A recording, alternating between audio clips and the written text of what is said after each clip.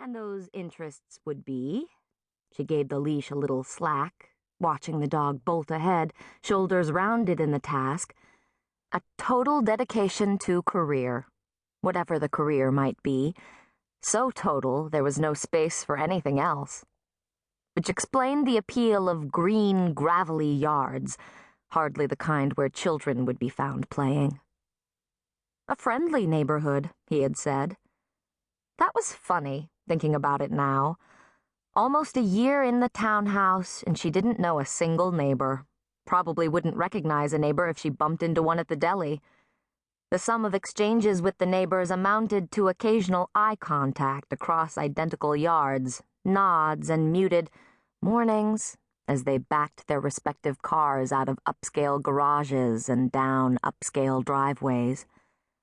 But that was her fault, she knew. She had preferred to bury herself in her work, staying late, working weekends. The neighborhood passed for okay, and it was close to the Journal building. And Rex helped. A friend waiting at home when she finally got there. Her life was her career now.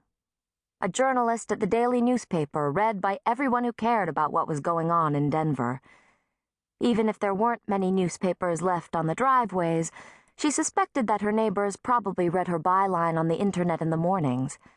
The townhome was an interim place, a place to spend the night. There was a scraping noise on the sidewalk behind her. She pulled on the leash and wheeled around. Nothing, except patches of shadow and moonlight. The sidewalk and street were empty, melting into the darkness down the block.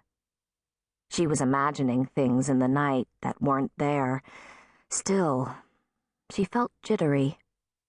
Such a distinctive sound, the scrape of boots on concrete.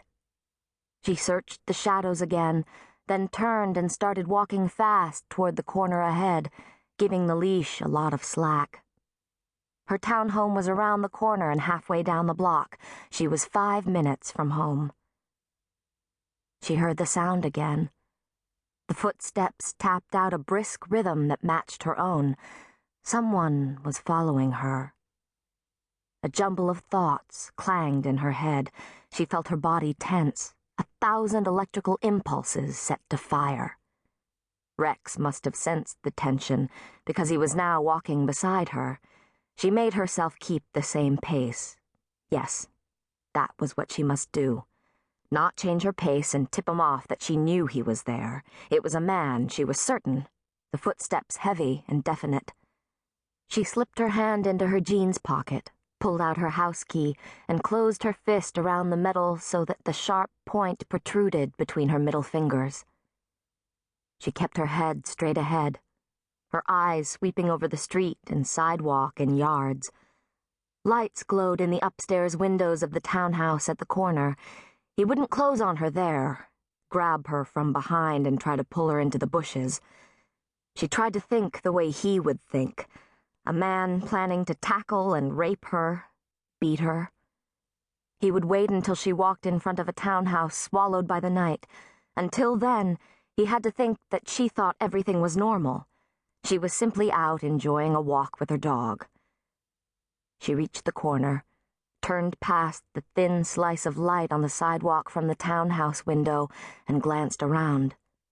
She saw him then, a tall, large figure all in black, shoulders hunched inside a bulky jacket, hands jammed into the pockets, elbows sticking out like those of a wrestler strutting into the ring.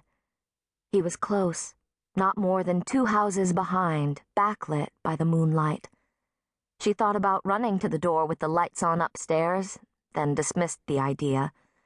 By the time anyone came down the stairs and opened the door, he would be on her, and he would be strong. She could almost feel the clasp of a fleshy hand over her mouth, the arms dragging her off to the side while someone leaned outside, looking around, seeing nothing, except for a dog barking and growling near the bushes, frantic. "Go home! Go home, damn people! Why don't they keep their dogs locked up?" The door would slam shut, and she would be alone with him. At best, the person might call the police. The police would come.